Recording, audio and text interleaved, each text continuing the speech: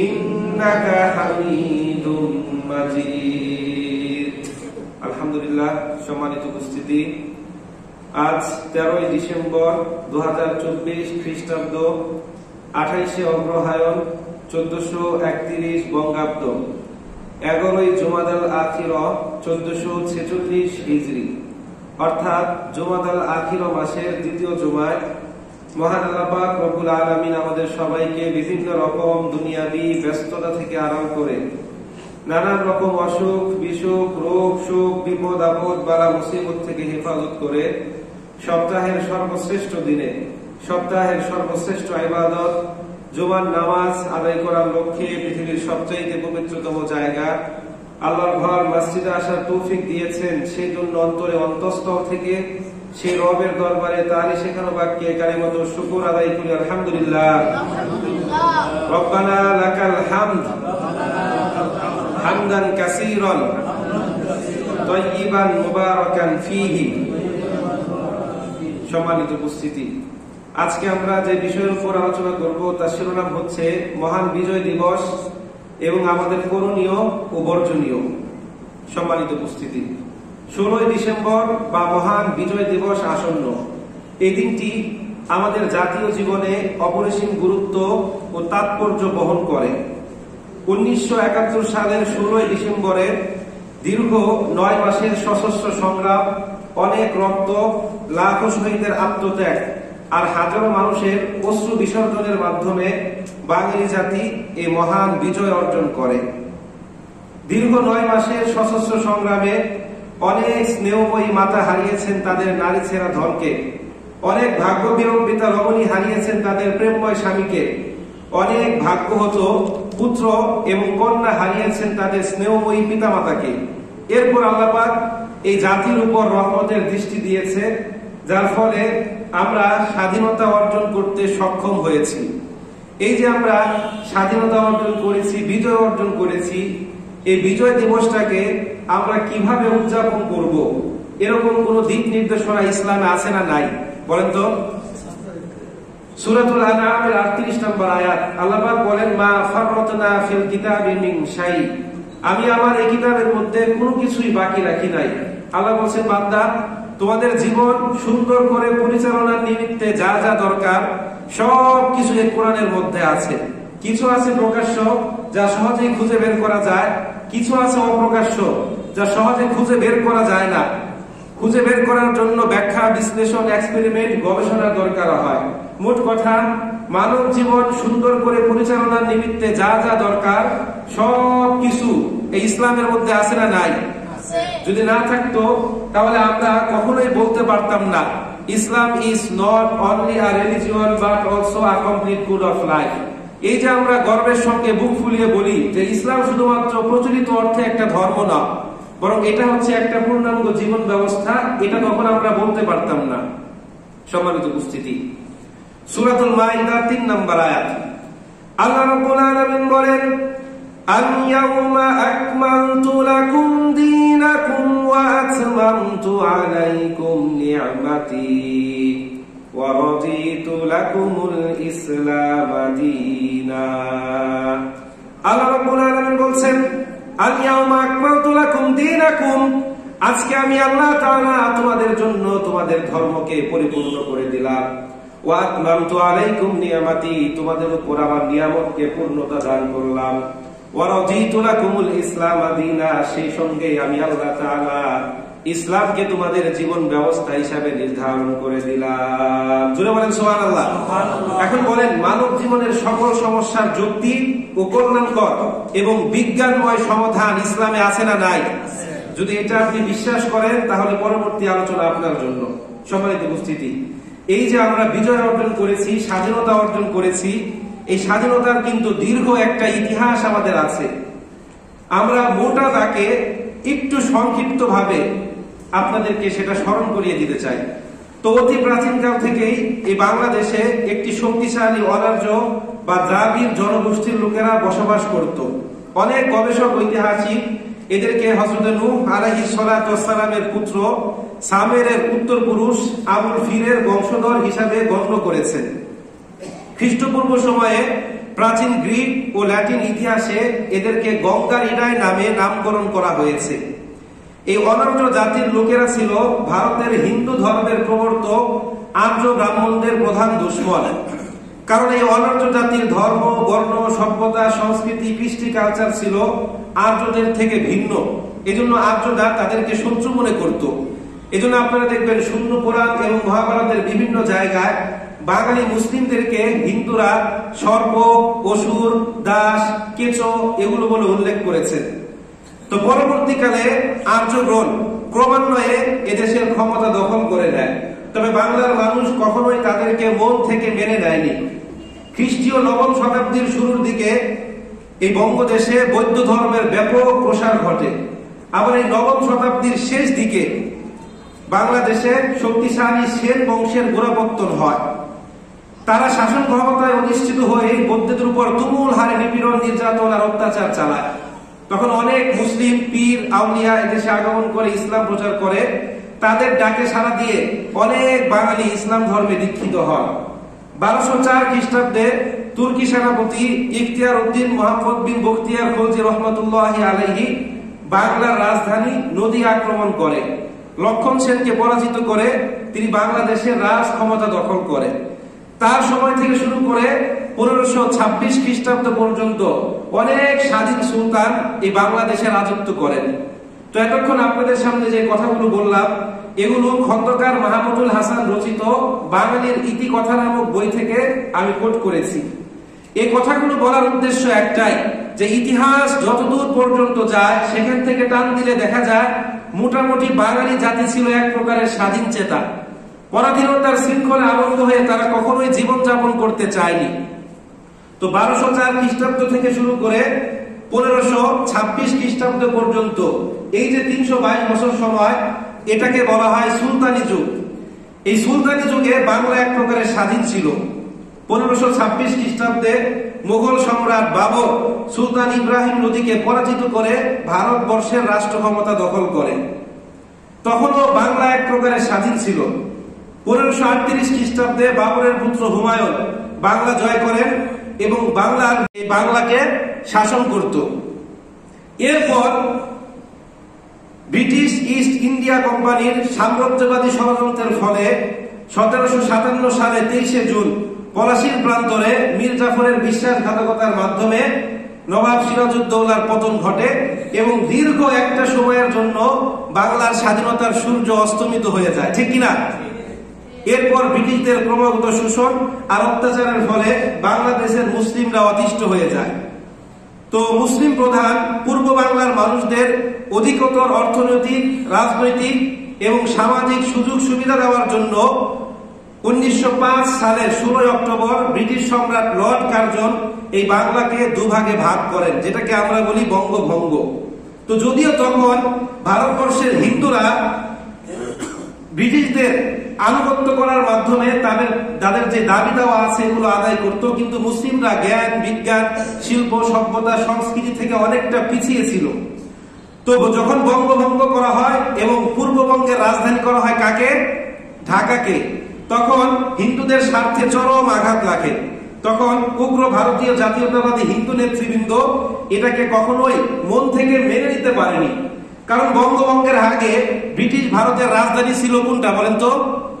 হ্যাঁ, কলকাতা। তখন কিন্তু কলকাতাকে কেন্দ্র করে সবকিছু পরিচালিত হতো। এখন যেমন বাংলাদেশে ঢাকাকে কেন্দ্র করে সবকিছু পরিচালিত হয়, তখন কলকাতাকে কেন্দ্র করে সবকিছু পরিচালিত হতো। তো যার ফলে তাদের স্বার্থে চরম আঘাত লাগে। এই জন্য বঙ্গভঙ্গের বিরুদ্ধে তারা প্রথমে অহিংস, এরপর সহিংস আন্দোলন শুরু করে। তো একের পর এক ক্রমাগত আন্দোলনের ফলে এক পর্যায়ে ব্রিটিশ সরকার বাধ্য হয়ে এই বঙ্গভঙ্গ রদ ঘোষণা করেন। তো এখান থেকে আমাদের একটা জানার বিষয় আছে, এই যে আমাদের পাশে যে প্রতিবেশী রাষ্ট্র যাদেরকে আমরা বন্ধু বলি, এরা কিন্তু কখনোই আমাদের বন্ধু ছিল না এবং কখনোই আমাদের ভালো চায়নি। অতীতেও এরা আমাদের খারাপ চেয়েছে, এখনো চাচ্ছে, ইন ফিউচারেও তারা আমাদের খারাপ চাইবে, ঠিক কিনা? যা কোরআন আমাদের সামনে সাক্ষ্য দেয়। সম্মানিত উপস্থিতি, এই বঙ্গভঙ্গের পর পূর্ব বাংলার মুসলিম জনতা রাজনৈতিকভাবে সক্রিয় এবং সচেতন হয়ে ওঠে। ব্রিটিশদের বিরুদ্ধে একের পর এক আন্দোলন করার পর যখনই স্বাধীনতা নামক সোনার হরিণ আমাদের হাতের নাগালে চলে আসে, তখনই সাম্প্রদায়িকতা মাথা চাড়া দিয়ে ওঠে। আপনারা এই কথাগুলো কোনো ছোটখাটো বইয়ে পাবেন না। আমি কমসে কম 31টা বই থেকে এগুলো সংগ্রহ করেছি।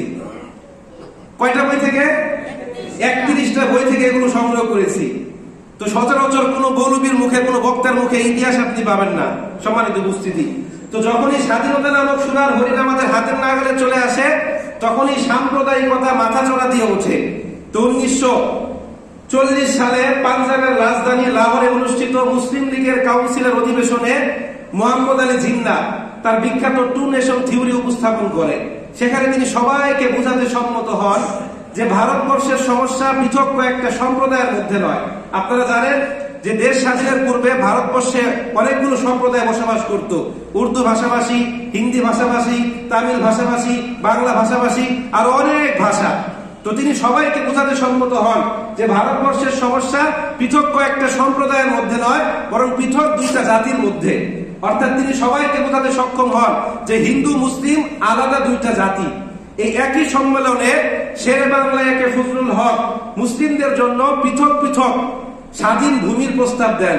অনেক গবেষক ঐতিহাসিক বলেন যে শেরে বাংলার লাহোর প্রস্তাবের মধ্যেই স্বাধীন বাংলার বীজ নিহিত ছিল। তো 1947 সালে আগস্ট মাসে দ্বিজাতি তত্ত্বের উপর ভিত্তি করে এই ভারতবর্ষকে দুভাগে ভাগ করা হয়। 25টি প্রদেশ নিয়ে 1947 সালের 15 আগস্ট ভারত নামক রাষ্ট্র স্বাধীনতা ঘোষণা করে। এর ঠিক একদিন আগে 1947 সালের 14 আগস্ট 5টি প্রদেশ নিয়ে পাকিস্তান নামক রাষ্ট্র স্বাধীনতা ঘোষণা করে। তো পাকিস্তানের 5টা প্রদেশের মধ্যে 4টা প্রদেশ ভৌগোলিকভাবে সংযুক্ত থাকলেও পঞ্চম প্রদেশটি অর্থাৎ আমাদের এই বাংলাদেশ ছিল পাকিস্তানের মূল ভূখণ্ড থেকে 15,000 মাইল দূরে। 1947 সালে পাকিস্তানের সঙ্গে স্থলপথে বাংলাদেশের কোনো প্রকার যোগাযোগ না থাকা সত্ত্বেও শুধুমাত্র ধর্মের ভিত্তিতে মনের টানে মুসলিম পরিচয়ের কারণে আমরা তাদের সঙ্গে মিলিত হয়েছিলাম। বাঙালি জাতি ভেবেছিল জনগণের মধ্যে কোনো প্রকার ভেদাভেদ থাকবে না, আইনের দৃষ্টিতে সবাই সমান অধিকার ভোগ করবে, চাকরি বাকরি, ব্যবসা বাণিজ্য, শিল্প সাহিত্য সবকিছুর ক্ষেত্রে সবাই সমান অধিকার ভোগ করবে এবং কোনো প্রকার জাতিগত বৈষম্য থাকবে না। সর্বোপরি ন্যায় ও ইনসাফের ভিত্তিতে একটি রাষ্ট্র পরিচালিত হবে। কিন্তু আফসোস ও পরিতাপের বিষয়, পাকিস্তানি শাসক সম্প্রদায় ক্ষমতায় অধিষ্ঠিত হয়ে তাদের কোনো ওয়াদা ঠিক রাখতে পারল না। ক্ষমতার মস্তদে বসেই তারা শাসনের নামে আমাদের প্রতি শোষণ শুরু করলো। বাঙালিরা বিভিন্ন প্রকারের বৈষম্যের শিকার হতে লাগলেন। রাজনৈতিক, সামাজিক, অর্থনৈতিক, সাংস্কৃতিক সহ বিভিন্ন প্রকারের বৈষম্য। এমনকি পূর্ব বাংলার অধিকাংশ মানুষ বাংলা ভাষাভাষী হওয়া সত্ত্বেও তারা উর্দুকে জোরপূর্বক আমাদের রাষ্ট্রভাষা হিসেবে চাপিয়ে দেওয়ার অপচেষ্টা করে। এছাড়াও পূর্ব বাংলার মানুষ বেশি হওয়া সত্ত্বেও তারা অর্থনৈতিকভাবে আমাদের সঙ্গে বিমাতা সুলভ আচরণ শুরু করে। এছাড়া সরকারি অফিস, আদালত, শিক্ষা প্রতিষ্ঠান সহ বিভিন্ন জায়গায় পশ্চিম পাকিস্তানিদের একচেটিয়া প্রাধান্য ছিল। 1970 সালে প্রাদেশিক নির্বাচনে বাংলাদেশের একটা রাজনৈতিক দল সংখ্যাগরিষ্ঠতা অর্জন করলেও তারা বাঙালিদের হাতে ক্ষমতা অর্পণ করেনি। বিপরীতে 1971 সালের 25 মার্চ রাতের অন্ধকারে তারা নিরস্ত্র বাঙালিদের উপর চালায় ইতিহাসের জঘন্যতম গণহত্যা। এর নাম দেয় তারা কি বলেন তো? Operation search light. তো যাই হোক, দেশ মাতাকে রক্ষা করার জন্য, দেশকে পরাধীনতার শৃঙ্খল থেকে মুক্তি করার জন্য বাংলার আপামর জনতা স্বাধীনতা সংগ্রামে ঝাঁপিয়ে পড়ে। দীর্ঘ 9 মাসের সশস্ত্র সংগ্রামের পর পৃথিবীর মানচিত্রে উদিত হয় একটি লাল সবুজের পতাকা এবং বাঙালি যাতে ফিরে পায় তাদের স্বাধীন সার্বভৌম রাষ্ট্র। ঠিক কিনা? 1947 সালে যে স্বাধীনতা সংগ্রাম আন্দোলন শুরু হয়, দীর্ঘ 24 বছর সংগ্রাম করার পর 1971 সালের 16 ডিসেম্বর বাঙালি জাতি এই মহান বিজয় অর্জন করে। এই যে আমরা স্বাধীনতা নামক নিয়ামত লাভ করেছি, আমাদের প্রথম দায়িত্ব হচ্ছে এই নিয়ামতের যথাযথ কৃতজ্ঞতা আদায় করা। ঠিক কিনা? সবাই জোরে করে বলেন আলহামদুলিল্লাহ। যে কোনো নিয়ামতকে স্থায়ী এবং বৃদ্ধি করার সর্বপ্রথম মাধ্যম হচ্ছে এই নিয়ামতের যথাযথ কৃতজ্ঞতা আদায় করা। আমরা যদি নিয়ামতের কৃতজ্ঞতা আদায় না করি, তাহলে আল্লাহ পাক আবার আমাদের থেকে এই নিয়ামতকে কেড়ে নেবেন, যা কোরআন আমাদের সামনে সাক্ষ্য দেয়। কোরআন সাক্ষ্য দেয় বছরের পর বছর ধরে যখন বনি ইসরাইল সম্প্রদায় ফেরাউনের দ্বারা নিপীড়িত, নির্যাতিত আর অত্যাচারিত হচ্ছিল। আল্লাহ পাক বিনা যুদ্ধে তাদেরকে বিজয় দান করেন, ফেরাউনের হাত থেকে রক্ষা করেন। কিন্তু যখনই তারা আল্লাহ পাক রব্বুল আলামিনের দেয়া এই নিয়ামতের কৃতজ্ঞতা আদায় করতে ভুলে যায়, তখনই আল্লাহ পাক আবার তাদের থেকে এই নিয়ামতকে ছিনিয়ে নেন। ঠিক কিনা? সূরাতুল ইব্রাহিমের 7 নম্বর আয়াত আল্লাহ রব্বুল আলামিন বলেন, وَإِذْ تَأَذَّنَ رَبُّكُمْ لَئِنْ شَكَرْتُمْ لَأَزِيدَنَّكُمْ وَلَئِنْ كَفَرْتُمْ إِنَّ عَذَابِي لَشَدِيدٌ।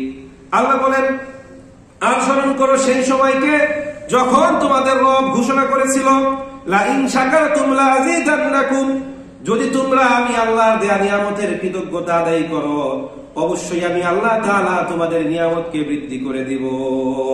ওয়ালা ইন কাফারতুম, আর যদি তোমরা অস্বীকার করো তাহলে জেনে রেখো, ইন্না আযাবি লাশাদীদ, নিশ্চয় আমি আল্লাহর আযাব হচ্ছে অত্যন্ত কঠিন। এই কথা কে বলছেন? আল্লাহ পাক রব্বুল আলামিন বলছেন। তো বনি ইসরাইল সম্প্রদায় যখন আল্লাহর দেয়া নিয়ামতের কৃতজ্ঞতা আদায় করতে ভুলে যায়, তখন আল্লাহ আবার তাদের উপর জালেম শাসক চাপিয়ে দেয়, যা কোরআন সাক্ষ্য দেয়। ঠিক কিনা সম্মানিত উপস্থিতি? তো নিয়ামতের কৃতজ্ঞতা আদায়ের প্রথম পর্যায়ে হচ্ছে এটা যে আল্লাহর দেয়া নিয়ামত, সেটা মনে প্রাণে ফিল করা, উপলব্ধি করা, মেনে নেওয়া। কিন্তু মানবীয় প্রকৃতির একটা দুর্বল দিক হচ্ছে মানুষ আল্লাহর নিয়ামত পাওয়ার পর ভুলে যায় এটা যে আল্লাহ পাক রব্বুল আলামিনের পক্ষ থেকে দেয়া একটা নিয়ামত। ঠিক কিনা? তখন আমরা বলতে শুরু করি নিজ যোগ্যতার দ্বারা, জ্ঞানের দ্বারা, গুণের দ্বারা আমরা এটা অর্জন করেছি। জোরে বলেন ঠিক কিনা? এটাতে শুধুমাত্র বাঙালিদের বৈশিষ্ট্য, বিষয়টা এমন নয়, বরং সকল মানুষের মধ্যে এই বৈশিষ্ট্যটা আছে, যা কোরআন আমাদের সামনে সাক্ষ্য দেয়।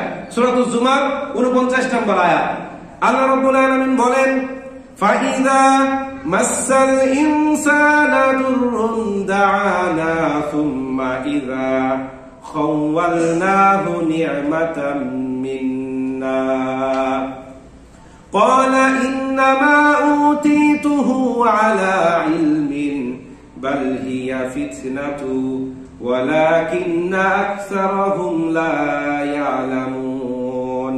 আল্লাহ বলছেন, ফাইদা মাসাল ইনসানা দুররুন দাআনা, যখন দুনিয়ার কোন মানুষ বিপদ আপদের সম্মুখীন হয়, তখন তারা আমি আল্লাহ পাক রব্বুল আলামিনকে ডাকে।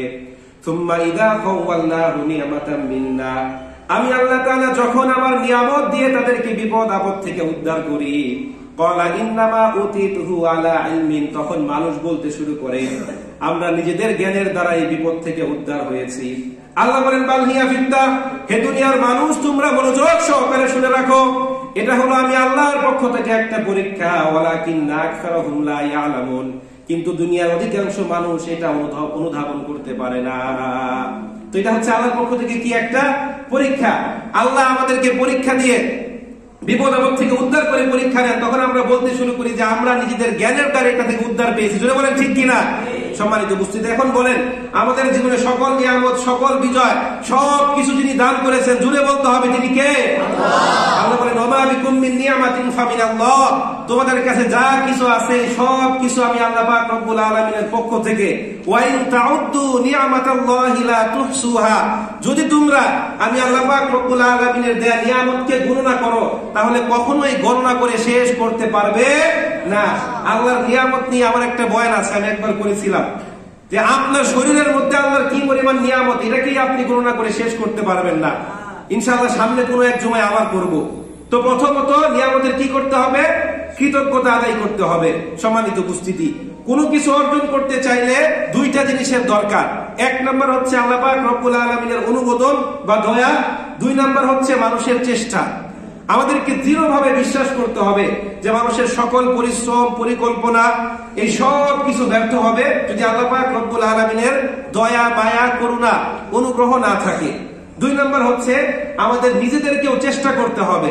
যেমন সূরাতুর রদের 11 নম্বর আয়াত আল্লাহ বলেন, ইন্নাল্লাহা লা ইউগাইয়িরু মা বিকওমিন হাত্তা ইউগাইয়িরু মা বিআনফুসিহিম, ততক্ষণ পর্যন্ত আল্লাহ পাক ওই জাতির ভাগ্য পরিবর্তন করেন না যতক্ষণ না তারা নিজেদের ভাগ্য পরিবর্তনের জন্য চেষ্টা করে।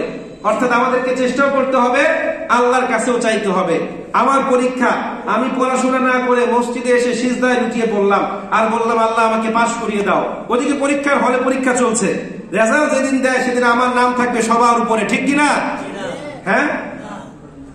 তো আমি যদি চেষ্টা না করি আল্লাহ পাশ করাবে? আমি বললাম আল্লাহ আমাকে একটা সন্তান দাও, অথচ আমি বিয়েই করি নাই, আল্লাহ সন্তান দিবে? তো নিজের চেষ্টা লাগবে, আল্লাহ পাক রব্বুল আলামিনের দয়া, মায়া, করুণা, অনুগ্রহ লাগবে, ঠিক কিনা? আল্লাহ না চাইলে মানুষ কখনোই কোনো কিছু অর্জন করতে পারে না। এই স্বাধীনতার কথাই ভাবুন, আমাদের চোখের সামনে পৃথিবীর কত রাষ্ট্র, কত দেশ, কত সম্প্রদায় বছরের পর বছর ধরে স্বাধীনতার জন্য আন্দোলন করছে, আত্মহতি দিচ্ছে, সশস্ত্র সংগ্রাম করছে, কিন্তু আজ পর্যন্ত স্বাধীনতা অর্জন করতে পারে না, ঠিক কিনা? প্রমাণ চান? 1947 সালে দেশ ভাগের পর থেকে শুরু করে এখন পর্যন্ত কাশ্মীর স্বাধীনতার জন্য আন্দোলন করছে, আজ পর্যন্ত তারা স্বাধীনতা অর্জন করতে পারে নাই। 1959 সাল থেকে শুরু করে এখন পর্যন্ত চীন থেকে পৃথক হওয়ার জন্য তিব্বত নামক জায়গাটা আন্দোলন করছে, আজ পর্যন্ত তারা স্বাধীনতা অর্জন করতে পারে নাই। স্পেন থেকে পৃথক হওয়ার জন্য বছরের পর বছর ধরে কাতালুন নিয়ে আন্দোলন করছে, আজ পর্যন্ত তারা স্বাধীনতা অর্জন করতে পারে নাই। ফিলিস্তিনের কথা কি বলবো, নিজ ভূমিতে আজকে তারা পরাধীন, কথা সত্য না মিথ্যা?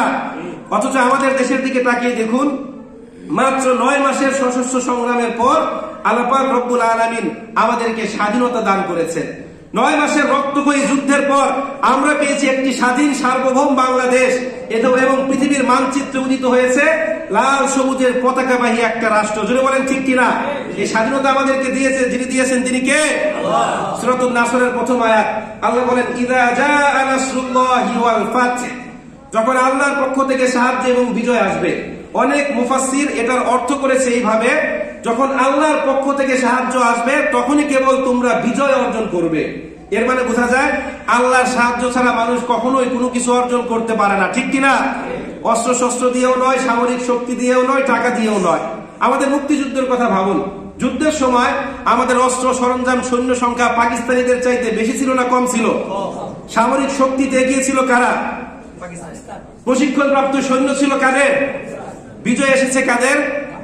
পাকিস্তানিদের পক্ষে যুদ্ধ করেছে প্রশিক্ষণপ্রাপ্ত সৈন্যরা, আর বাঙালিদের পক্ষে যুদ্ধ করেছে কৃষক, শ্রমিক, চাষা, দিনমজুর, রিক্সাওয়ালা, ঠেলাওয়ালা, ভ্যানওয়ালারা, কথা সত্য না মিথ্যা? কিন্তু বিজয় এসেছে কাদের? কেন? আল্লাহ পাক রব্বুল আলামিন দয়া, মায়া, করুণা, অনুগ্রহ করেছেন, এই জন্য আমরা বিজয় অর্জন করতে সক্ষম হয়েছি। আজকে আমার বাংলাদেশের একটা সম্প্রদায় ইসলামকে স্বাধীনতা বিরোধী শক্তি হিসাবে উপস্থাপন করতে চায়। দাড়ি, টুপি, পাঞ্জাবি, লম্বা জামাকে তারা বলে এটা নাকি মৌলবাদী পোশাক। আল্লাহু আকবার, নারায়ে তাকবীরকে তারা বলে এটা নাকি জঙ্গিবাদী স্লোগান, যার ফলে আজকে আমার দেশের তরুণ প্রজন্ম ইনশাআল্লাহ আল্লাহু আকবার, নারায়ে তাকবীর এগুলো বলতে ভয় পায়, ঠিক কিনা? অথচ 1947 সালে এই দেশকে ভাগ করা হয়েছিল কিসের ভিত্তিতে বলেন তো? ধর্মের ভিত্তিতে, ঠিক কিনা? যদি ধর্মের ভিত্তিতে এই দেশ ভাগ করা না হতো তাহলে আমরা ভারতের সঙ্গে থাকতাম না পাকিস্তানের সঙ্গে থাকতাম? আপনারা বুঝেন না কিছু? আমরা 1947 সালে দেশ ভাগের পর কাদের সঙ্গে মিলিত হয়েছিলাম? পাকিস্তানিদের সঙ্গে। কিসের কারণে? ধর্মের কারণে, ঠিক কিনা? যদি ধর্মের কারণে এই দেশ ভাগ করা না হতো তাহলে আমরা কাদের সঙ্গে মিলিত হলাম? ভারতের সঙ্গে। আজকে যারা ইনশাআল্লাহ আল্লাহু আকবার, নারায়ে তাকবীরকে মৌলবাদী স্লোগান করে, যারা ইসলামকে জঙ্গিবাদের উৎপত্তি স্থল বলে, যারা বলে ইসলাম প্রতিষ্ঠার জন্য এই দেশ স্বাধীন করা হয় নাই, তাদেরকে স্মরণ করিয়ে দিতে চাই 1947 সালের দ্বিজাতি তত্ত্বের উপর ভিত্তি করে এই দেশকেই দুভাগে ভাগ করা হয়েছিল, ঠিক কিনা? যারা বাংলার জমিন থেকে ইসলামকে নিশ্চিহ্ন করে দিতে চায়, অচিরেই এই দেশ থেকে তারাই নিশ্চিহ্ন হয়ে যাবে। জোরে বলেন ঠিক কিনা?